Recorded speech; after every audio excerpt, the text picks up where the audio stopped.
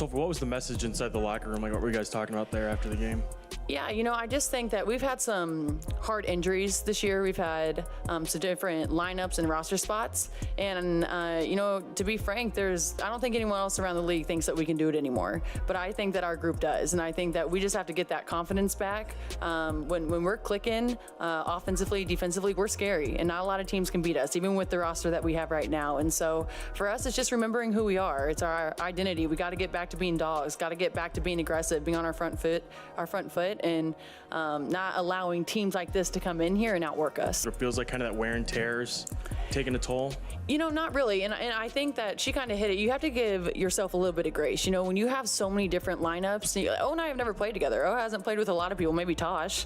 But you have to know her style. She has to know our style. And so it's different, but that's part of being a pro. You got to adjust and you got to learn fast. And I think that's a really cool thing too, because when you click, you click. And so that's scary for people coming in here and trying to play us. Here's what the other channels won't tell you about Sophie Cunningham's explosive post-game declaration. While everyone's focusing on the coaching drama and the 88-84 collapse to Washington, they're completely missing the bigger play happening, right in front of their eyes. Sophie didn't just lose her cool after a frustrating loss, she just accidentally exposed the most calculated media disruption strategy in WNBA history. I'm Jackson Riley, and I've been following the digital breadcrumbs that traditional sports media refuses to acknowledge. What you just witnessed wasn't an emotional breakdown. It was a strategic positioning move that's been months in the making. And by the end of this deep dive, you'll understand exactly how Sophie Cunningham is systematically dismantling the traditional WNBA media ecosystem while building her own empire in plain sight. But first, if you want the insider perspective that cuts through the surface-level drama to reveal what's really happening in WNBA meta-narratives, hit that subscribe button and turn on notifications, because the story I'm about to break down connects dots that no other channel is brave enough to touch. So let me walk you through exactly what happened on August 15th, and more importantly, what it reveals about the seismic shift happening in how WNBA narratives get controlled. Sophie, till late in the third quarter, you guys were struggling offensively in that frame. Second half in general didn't feel the same as the first half on that end. Did something change for you guys? What did you see as kind of leading to stalling on that end? Yeah, I think we were just kind of slow. And every time that we're slow, especially defensively, it just somehow affects our offense. Sophie. Now, on the surface, Sophie's comments look like standard post-game frustration. Indiana just blew a 13-point lead against a struggling Washington team, dropped to 7th place in a tight playoff race, and their coach made questionable decisions that cost them the game. Every analyst is framing this as player versus coach, tension. But here's what they missed. Sophie Cunningham has been building toward this moment for months. And I mean literally building. The infrastructure for media control that would make traditional sports journalists' heads spin. Let me pull the thread for you. Sophie's podcast empire, which has been quietly growing while everyone focused on Caitlin Clark's absence, represents something unprecedented in WNBA media dynamics. We're talking about direct audience access that completely eliminates traditional gatekeepers. No editors, no network executives, no sanitized PR messaging, just unfiltered player perspective delivered straight to fans who are hungry for authentic content. The numbers tell the story. Official research shows 322% WNBA online. Search growth driven specifically by athlete influencers like Sophie.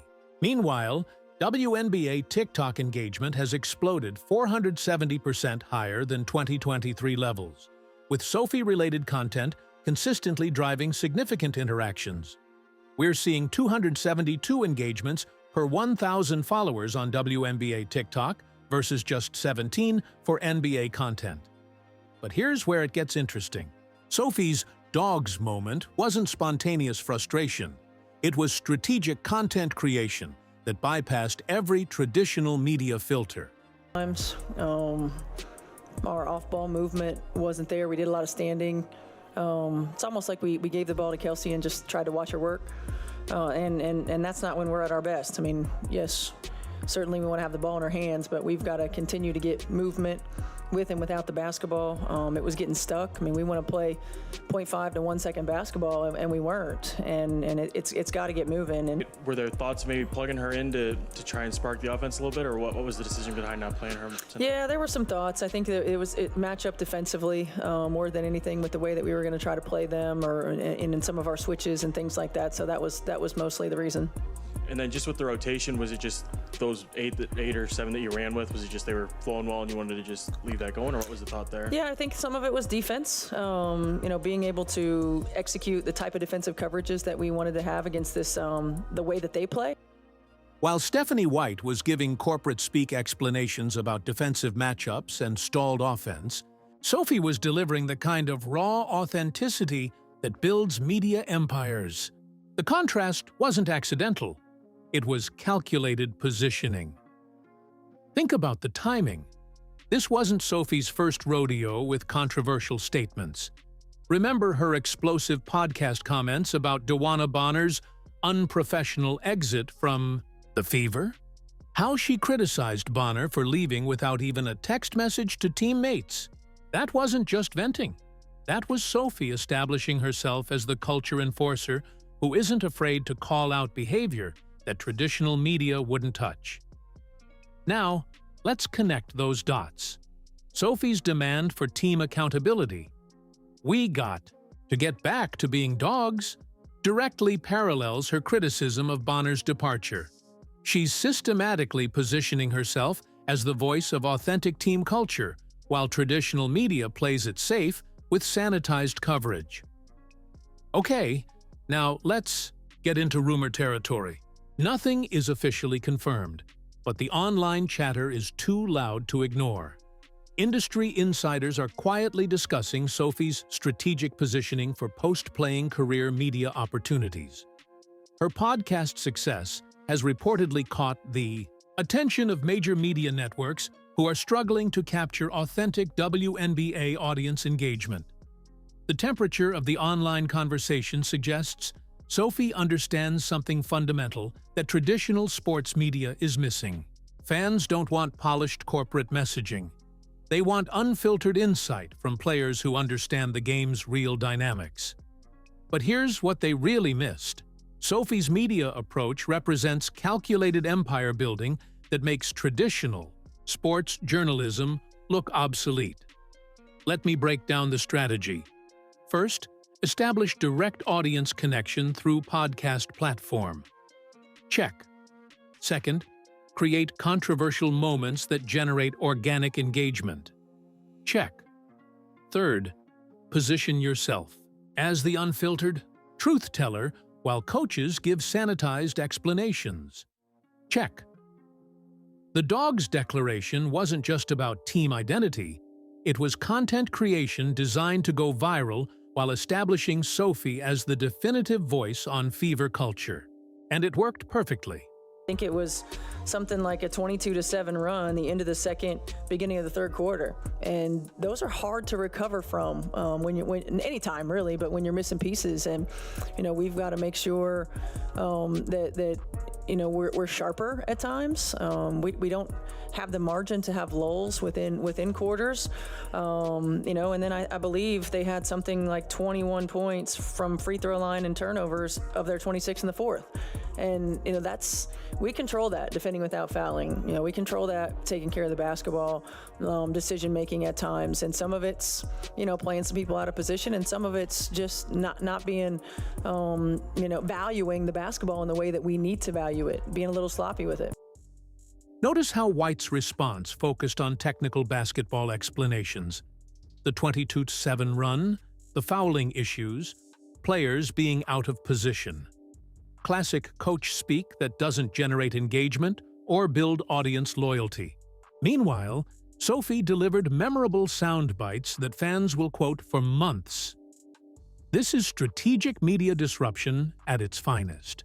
While traditional sports media expects players to defer to coaching authority in public, Sophie's building an empire by giving fans exactly what they want: unfiltered perspective on what's really happening. But the story doesn't end there. Sophie's jersey sales patterns tell us everything about her strategic positioning. Following previous controversial moments, her merchandise consistently sold out, indicating strong fan loyalty that transcends traditional team dynamics. This isn't just about basketball performance. It's about authentic brand building that resonates with audiences hungry for real insight. If you're still thinking this is just about post-game emotions, you're missing the bigger transformation happening.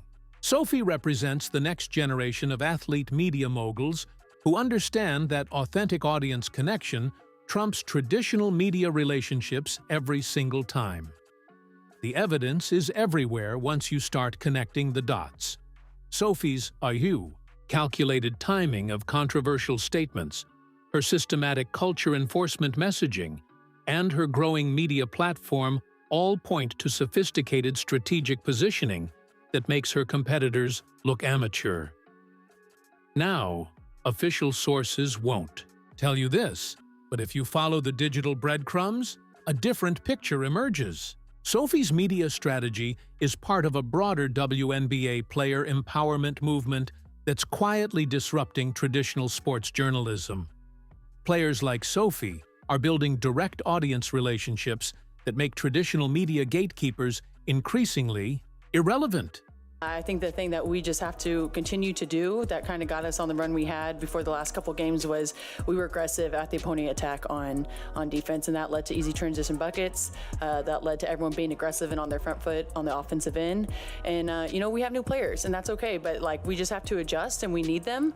We've faced a lot of adversity, but we should be used to that by now. And I think they can just kind of outwork this a little bit, and that just can't be ours. Never really control the outside things. You can't control injuries, and so that's why you really do have to control your mental and control what you can control. And I think that we have a really good group. We're still a tight-knit group. We're adding new players in that are amazing. O's been around the league for a long time, and I know you don't think so, but it's a blessing that you weren't on another team because we need you here. And so I just think it's an adjustment period. The highs and lows, you just have to stay kind of steady, right? Every team faces it. I feel like we faced it more than most this year, but I think this is going to set us up for something good. I don't know if it's this season, I don't know if it's next season, but I think there's always something that you can be grateful for and learn during those hard. See how Sophie maintains that positive team outlook while still holding everyone accountable?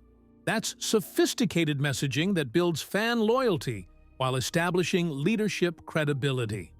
Traditional media would sanitize those comments, but Sophie's direct approach creates authentic connection that drives engagement. But let's talk about what this really means for the future of WNBA media dynamics. Sophie's success represents a fundamental shift from traditional sports journalism to player-controlled narratives. We're watching the birth of a new media ecosystem where authentic player perspectives drive audience engagement more effectively than any traditional broadcast coverage. The competitive implications are staggering. While other players rely on traditional media relationships, Sophie's building direct audience access that positions her for long-term media empire success, regardless of her playing career trajectory. Here's where the strategic genius becomes undeniable. Sophie's controversy timing consistently coincides with moments when traditional media coverage would be predictable and sanitized. The coaching decision criticism, the Dawana Bonner call-out, the Dogs declaration, each moment was perfectly positioned to generate authentic engagement, while traditional media struggled to capture the real story. So what's fact and what's speculation? Let's break it down. The documented facts include Sophie's growing podcast platform, her 322% contribution to WNBA search growth, her consistent jersey sales following controversial moments, and her systematic pattern of culture enforcement messaging. The speculation involves her specific post-playing career media ambitions and the strategic timing of her controversial statements. But the signals point to something undeniable. Sophie Cunningham has accidentally broken the traditional WNBA media system by giving fans direct access to unfiltered player perspective. And she's building an empire while everyone else focuses on surface-level basketball drama. The temperature of the online conversation consistently validates Sophie's approach. Reddit discussions, TikTok engagement, and fan forum analysis all demonstrate higher engagement for authentic player content versus traditional media coverage. Sophie's not just riding this wave, she's creating it. That brings us to the inevitable question. What does this mean for traditional WNBA media coverage? If players can build direct audience relationships that generate higher engagement than traditional journalism, why do fans need sanitized press conference coverage and corporate-approved messaging? So what was the message inside the locker room? Like, what were you guys talking about there after the game? Yeah, I just think that we've had some hard injuries this year. We've had some different lineups and roster spots. And, to be frank, I don't think anyone else around the league thinks that we can do it anymore. But I think that our group does. And I think that we just have to get that confidence back. When we're clicking offensively, defensively, we're scary. And not a lot of teams can beat us, even with the roster that we have right now. And so for us, it's just remembering who we are. It's our identity. We got to get back to being dogs, got to get back to being aggressive, being on our front foot, and not allowing teams like this to come in here and outwork us. It feels like kind of that wear and tear's taking a toll. Not really. And I think that she kind of hit it. You have to give yourself a little bit of grace. When you have so many different lineups, and I have never played together. Hasn't played with a lot of people, maybe Tosh. But you have to know her style. She has to know our style. And so it's different, but that's part of being a pro. You got to adjust and you got to learn fast. And I think that's a really cool thing too, because when you click, you click. And so that's scary for people coming in here and trying to play us. This is the money moment. Sophie's dogs declaration represents everything traditional media can't deliver. Authentic leadership, unfiltered perspective, and emotional connection that builds lasting audience loyalty.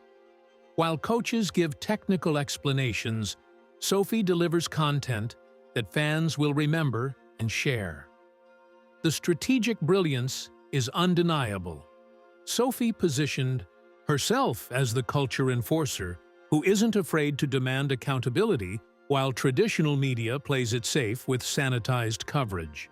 She's building an empire by giving fans exactly what they want: unfiltered insight into what championship culture really looks like. But here's what the other channels won't tell you. Sophie's media disruption strategy has implications far beyond individual player branding. She's proving that authentic player-controlled narratives can generate higher engagement than traditional sports journalism. That's a fundamental threat to the entire media ecosystem that's been controlling WNBA storytelling for decades. The broader WNBA coaching crisis context makes Sophie's positioning even more strategic. With multiple coaches facing scrutiny across the league, Sophie's culture enforcement messaging positions her as the voice of player accountability in an environment where traditional media avoids controversial coaching criticism. Now, I've been filtering through the noise, and the signals suggest Sophie's media empire building represents just the beginning of a broader player empowerment movement in women's sports. The WNBA's social media growth trajectory, 470% TikTok engagement increase, 322% search growth, indicates massive audience appetite for authentic player content that traditional media struggles to deliver. Reading the signals from industry insiders, Sophie's strategic positioning has reportedly generated interest from major media networks who recognize her ability to capture authentic WNBA audience engagement. But here's the crucial point. Sophie's building direct audience relationships that make traditional media partnerships optional rather than necessary. The competitive moat she's creating is unprecedented in WNBA media dynamics. While other players depend on traditional media coverage, Sophie's building direct audience access that positions her for long-term empire success regardless of external media support. So, where does this leave traditional WNBA coverage? If players can build direct audience relationships that generate higher engagement than sanitized journalism, the entire media ecosystem faces fundamental disruption. Sophie's not just building a personal brand, she's proving that authentic, player-controlled narratives represent the future of sports media. But the story doesn't end there. Sophie's strategic timing of controversial statements, her systematic culture enforcement messaging, and her growing direct audience access all point to sophisticated media empire building that makes traditional sports journalism look increasingly obsolete. The implications extend far beyond individual players' success. Sophie's proving that authentic audience connection trumps traditional media relationships every single time. And she's building that empire while everyone else focuses on surface-level basketball drama. Here's the angle nobody's covering. Sophie Cunningham's dogs moment represents the accidental exposure of the most sophisticated media disruption strategy in WNBA history. While everyone debates coaching decisions and playoff positioning, Sophie's systematically building direct audience control that bypasses traditional media gatekeepers entirely. What they missed is the strategic genius behind seemingly spontaneous emotional moments. Sophie's not just reacting to frustrating losses. She's creating viral content that builds lasting audience loyalty while traditional media struggles to capture authentic fan engagement. The documented evidence includes her growing podcast empire, her systematic controversy timing, her culture enforcement messaging patterns, and her direct audience engagement metrics that consistently outperform traditional media coverage. The competitive advantage she's building makes other player media strategies look amateur by comparison. So let me ask you, after connecting these dots, do you still think Sophie's dogs declaration was just post-game frustration? Or do you see the strategic media empire building that's happening in plain sight while traditional sports journalism misses the real story? The transformation happening in WNBA media dynamics extends far beyond individual player branding. Sophie's proving that authentic player-controlled narratives can disrupt entire media ecosystems by giving fans direct access to unfiltered perspective that traditional journalism can't deliver. But here's what makes Sophie's strategy truly revolutionary. She's building competitive advantages that compound over time. Every controversial moment strengthens her audience loyalty. Every authentic culture enforcement message builds her leadership, credibility. Every direct fan interaction bypasses traditional media gatekeepers who add no value to the authentic storytelling fans actually want. The future implications are staggering.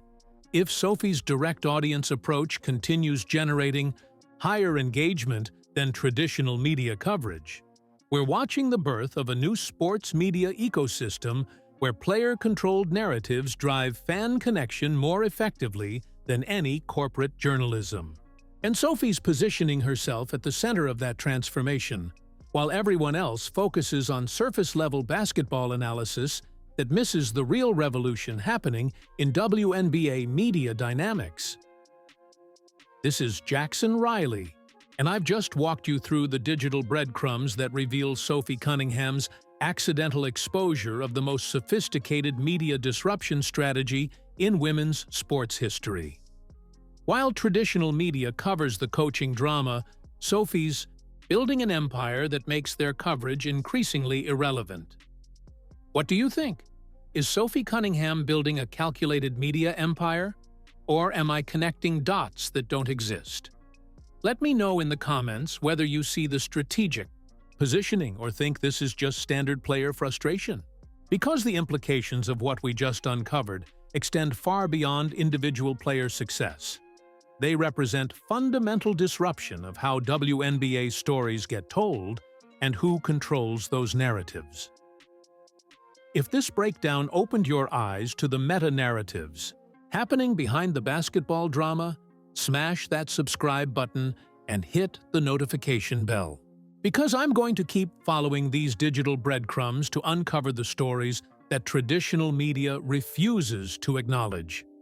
And if you want to dive deeper into how player-controlled media is disrupting traditional sports journalism, check out the video on your screen where I break down the systematic transformation happening across women's sports. I'll see you in the next investigation.